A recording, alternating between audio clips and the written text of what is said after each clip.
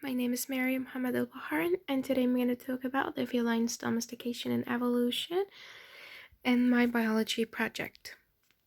So first I'm going to tell you its name. It's called the Felines. It's a domestic species of the small carnivorous mammal that existed millions of years ago.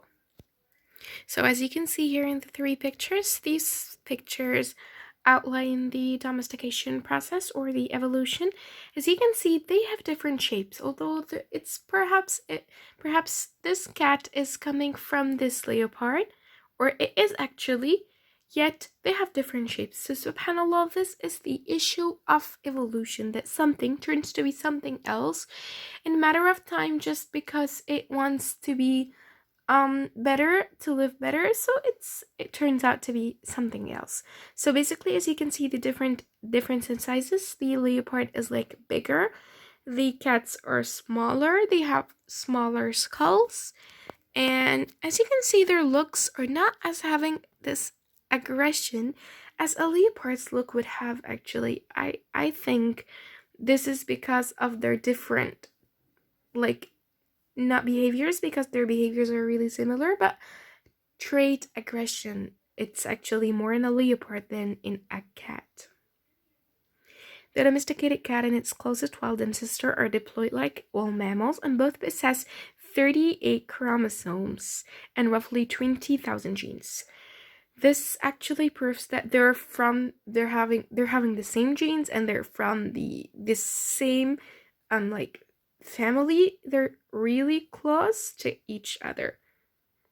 So the question that has been always popping into all of our minds: when did the domestication process start? So I'm going to tell you, it started like 10 to 11 million years ago. Actually, when did it first start? The Felis sylvestris scatus appeared like 35 billion years ago. And the domestication started like 10 to 11 million years ago. Yeah, this isn't the domestication caused by human beings. This is the domestication that it has done on its own. And then as the human beings' relationship with the cats comes after this. It didn't start by human beings. It started as they started domesticating themselves on their own first, and then human beings interfered and made it more accessible and possible.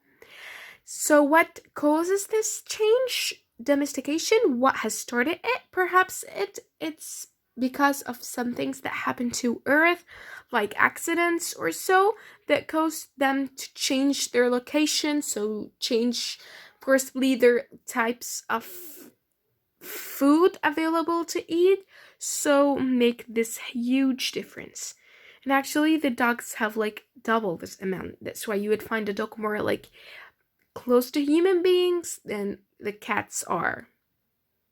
The impressive feline, a comprehensive survey of cat genes, suggests that even after felines wandered into our lives, they remain largely unchanged for thousands of years. First recognition of the feline dates back to the Egyptians, so they had rodents in the place they were living in, so these rodents attracted the cats and they went chasing them and catching them in order to eat them. So this actually dexterity and adroit skills impressed the Egyptians and caused them even to worship them, like as if cats are goddess. And then the relationship lessened and became more ally, and they became like friends, regular friends. So first I'm going to start with saying the differences, and then I'm going to mention the similarities that would impress you. The most important difference that would be recognizable, like anybody would actually consider, is aggression. So according to the proceedings of the National Academy of Sciences in 2014, many of the differences between wild and domestic cats are in the genes that govern their personality traits, such as aggression. Number two is the pupil shape, which is the eye shape. So the old or wild cats or the ancestors tend to have like more circular shape of the eye, rather than the like more silt of a shape of the domesticated cat. Number three is the purr, as the domestic cats have the purr, and the wildcats, or so like lions or leopards, or so have the roar, which is based on their lifestyle. It's based on different anatomies and their throats, and also it's based on their lifestyles, the places they live in. Of course, living in a jungle or in a forest isn't the same as living in a countryside or city side, or even with human beings only. Number 4 is the brain size, as although they're like little bit similar in shape, the brain size is smaller for the domesticated cat. So similarities. Differences aside, genome sequencing reveals that tigers and house cats share around 95% of the same DNA. They're very, very similar. Actually, they're very similar, actually. Having the same DNA proves that everything would be the same, other than like these 5% remaining is only differences. So that's literally proving that they are the descendants of these ancestors. Domestic cats have only been around for half the time that dogs have. That's why you would find lions, tigers, and leopards very similar to cats, while you would find them, not all of them, as playful, I mean cats, domestic, as dogs are. Did you know this? That sheep take like 30 hours of sleep, gray seal 6 hours of sleep, human 8 hours of sleep, mouse 12 hours of sleep, and cat and cheetah both have like 15 to 16 hours of sleep, and if one is really lazy or so, it would take like up to 20 hours of sleep. And the koala, of course, the most lazy, would take 18 hours of sleep. So this is actually amazing, as this is like they have the same even time or hours of sleep they need per day. Did you know that cats have more than 200 million otter sensors in their noses, while we have only 5 million otter sensors? Their sense of smell is like 13 times better than that of us. That's amazing. Actually, the similarity between both is that the wild cats and the domesticated cats is that both have great senses of smell, and both use their open mouths to smell better. And that's, of course, like unique to animals, as we don't have the same exact thing. So food, both of them have favor meat. So a healthy diet for a cat or a wild cat or their ancestors even would be meat. So this is what they favor. Like meat proteins over plant material would be more digestible in their stomachs than more than plants. Here is what would mesmerize you, as it just has to me. The cat slapping mechanism is far more subtle and elegant. Actually, let me explain it. Once the cat gets to drink liquid, other than bending its tongue upwards, it actually bends it downwards. Although we would all expect it bending it upwards to like carry the milk in, it bends it downwards, and then it formulates a small and narrow column which has the liquid in, and then it pulls it back directly before the gravity and motion affect the liquid, and it falls from it, and that's only it. So it can actually get 4 laps per 1 second. That's nearly like 5 teaspoons only in 1 second. That's really great. Hunting abilities. Domestic cats are natural hunters, able to stalk prey and pounce with sharp claws and teeth. They're better actually at night because their light reflecting eyes allow them to see better than their prey. They have acute hearing, and actually they're nimble and agile, as you can see in the picture. So turning to playing, which is what they all like you would even see lions and tigers and leopards, and these wild cats like to play.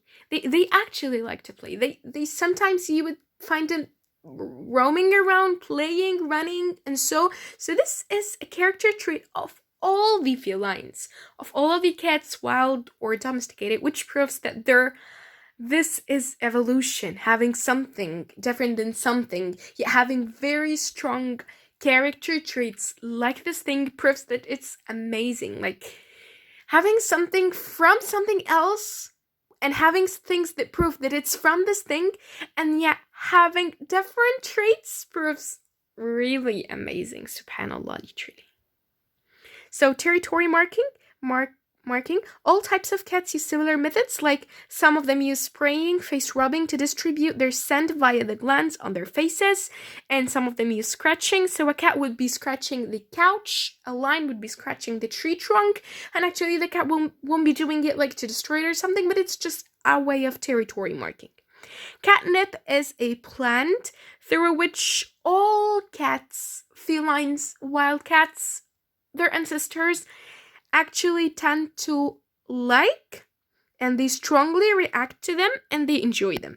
Researchers suspect that catnip targets feline happy receptors in the brain, causing them to be like, causing a boost in their happiness and causing them to like jump or so.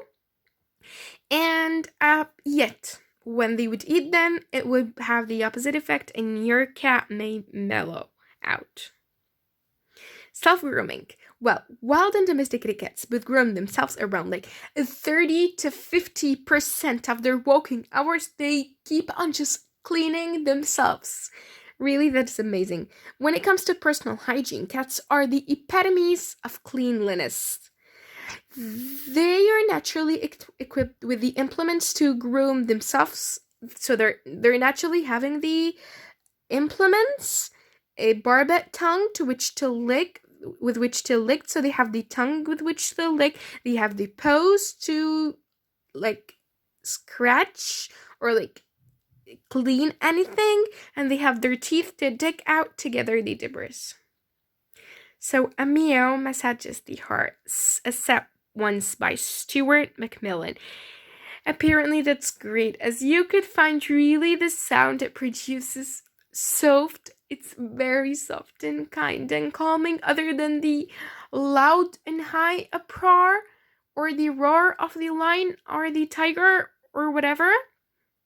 So actually there is a difference, subhanallah, yet there are a lot of similarities. So this is evolution. This is the true meaning of the word, which is only possible for living things. Non-living things won't have evolution like living things, of course.